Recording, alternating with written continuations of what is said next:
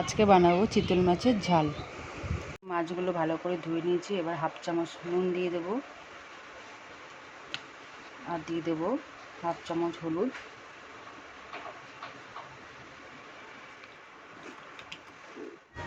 এবার দিয়ে দিচ্ছি কড়াইতে তেল গরম হয়ে গেছে। এবার মাছগুলোকে ভেজে নেব। মশলাটা রেডি করে নেবো। নিয়ে নিয়েছি সর্ষে, সাদা সর্ষে, আর কাঁচা আর পাকা মিলিয়ে 8টা লঙ্কা দিয়ে মশলাটা এবার রেডি হয়ে গেছে সর্ষে বাটা। এবার মিক্সার বাটিতে 2 চামচ দই দিয়ে, টক দই দিয়ে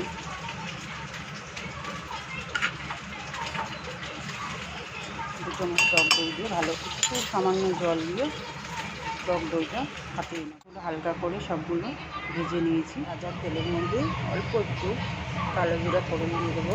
দিয়ে দেবো সর্ষের জলটা।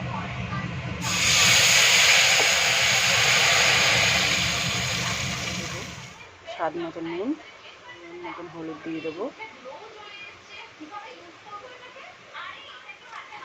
একটু ফুটিয়ে দিয়েছি। এবার দিয়ে দেবো ফাটানো টক দইটা। ফুটুক, গ্যাসটাকে লো ফ্লেমে দিয়ে ঢেকে রাখবো। এবার এক এক করে মাছগুলো দিয়ে দেবো।